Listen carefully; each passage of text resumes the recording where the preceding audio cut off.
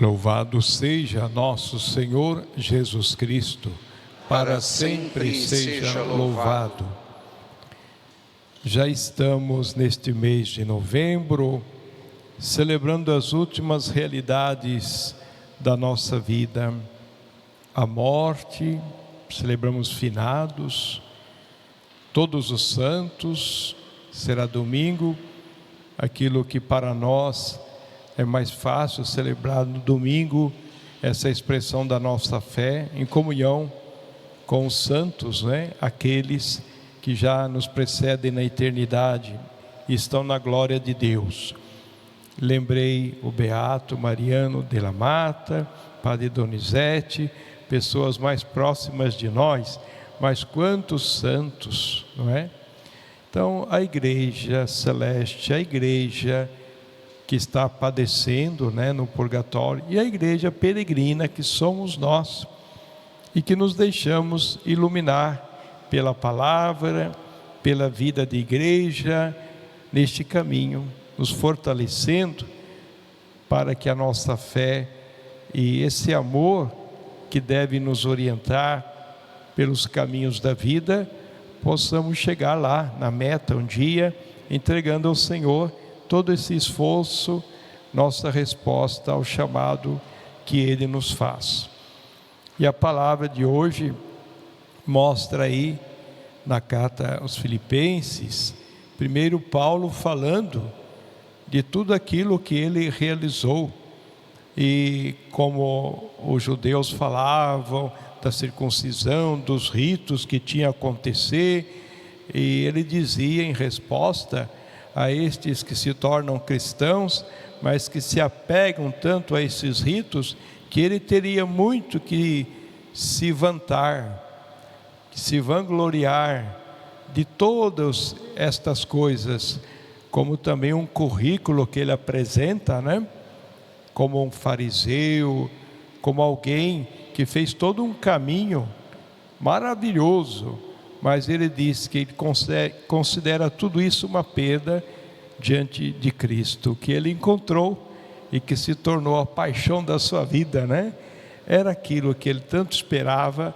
e que ele encontrou, e por isso esta alegria de se desfazer de todas as vantagens, de todos os privilégios, para poder servir, amar. Ele que perseguia os cristãos e que no seu farisaísmo colocava todo um rigor, e é o que aconteceu no Evangelho de hoje. Jesus se encontra com os fariseus que reclamam, porque ele está com os pecadores.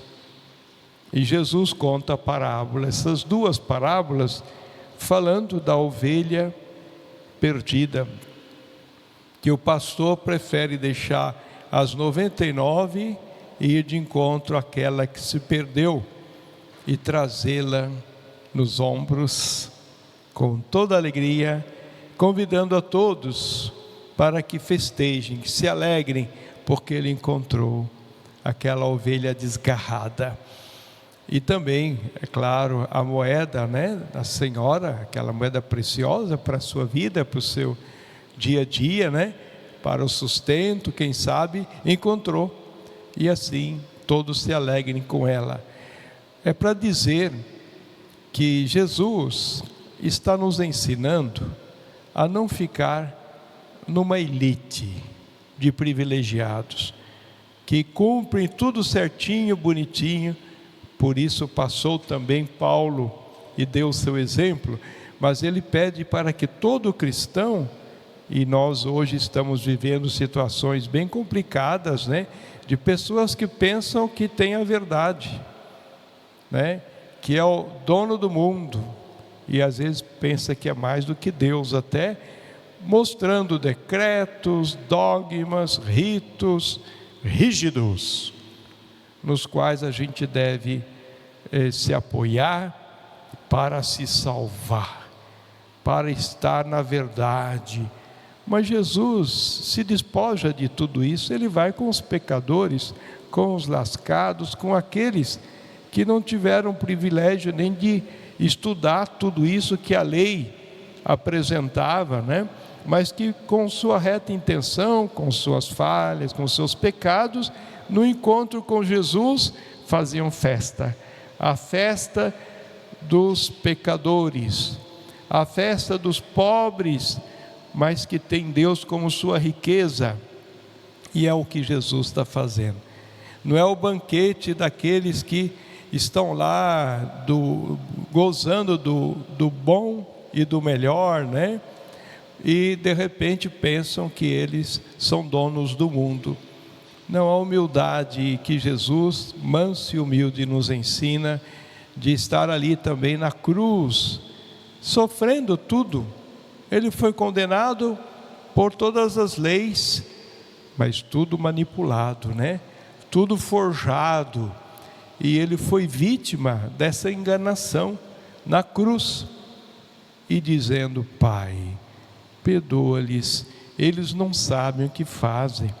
O Papa Francisco, ele sempre insiste que a igreja deve ser como Jesus, ir de encontro à ovelha desgarrada, perdida, ir até as periferias existenciais, né, e geográficas, onde as pessoas não têm nenhum acesso a direitos nenhum. Mas ele diz: a igreja nasceu lavando os pés. Fazei aquilo que eu faço, né? Jesus, eu vos dei o exemplo para que vocês façam a mesma coisa. Antes de dar a vida na cruz para nos salvar, e assim nós entendemos o que é a Eucaristia. No corpo e no sangue de Jesus, que pelo pão e vinho oferecemos, e que o Espírito Santo, invocado, transforma no corpo e sangue como nosso alimento neste mundo. É para quê? Primeiro, a gente sentir que nós somos os pecadores pelos quais Jesus na cruz se ofereceu por nós, e se renova esse sacrifício da cruz em cada Eucaristia. Ele se fez pobre, ele se fez pecado sem ter pecado, e assim ele nos diz: eu lavei os pés, para que vocês também aprendam a lavar os pés. De quem? De quem mais precisa, né? Partir o pão com quem tem fome.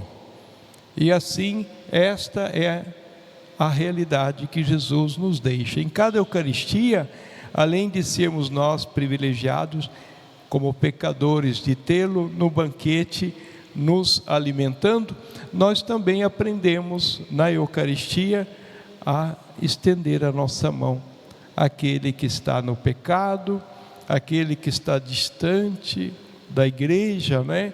Para que sinta que a família de Deus somos todos nós.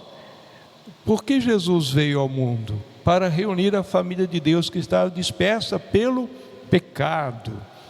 E oferecendo-se na cruz, ele reuniu a família de todas as raças, línguas, povos, nações.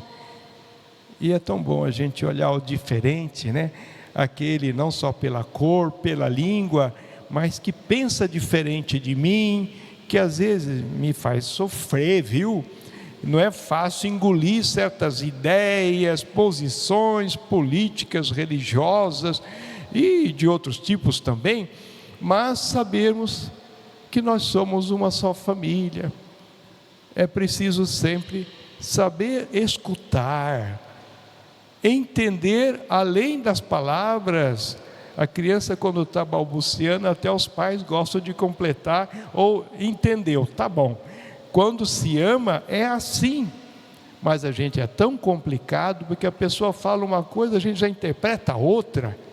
E assim os fariseus colocam Jesus na parede, questionam, toda hora estão querendo motivo para condená-lo e levá-lo à morte. Mas Jesus não se abala, ele está com quem precisa. Eu não vim para os justos, mas os pecadores. Eu não vim para os sãos, mas para os doentes. E que esta Eucaristia nos fortaleça, de nos sentirmos curados, porque somos doentes. São Paulo vai dizer, não é? Oh, infeliz sou eu. Eu quero o bem, faço o mal. Até o santo peca 7 vezes por dia, diz o ditado. Então, quem se considera santo está fora da casinha, como se diz, né? É preciso a gente ter humildade de todo dia pedir perdão e recomeçar. Não acumular muita coisa que no dia seguinte a coisa complica, né? 1 leão por dia, porque no dia seguinte 2 leões ninguém vai aguentar. Que esta palavra nos fortaleça, nos anime a olhar Jesus misericordioso e também a gente ser sinal desta misericórdia para os irmãos e irmãs. Façamos as nossas preces. Este programa tem o apoio dos nossos benfeitores. Seja você também um benfeitor, evangelizando conosco. Ligue 0 Operadora 11 4200 8080.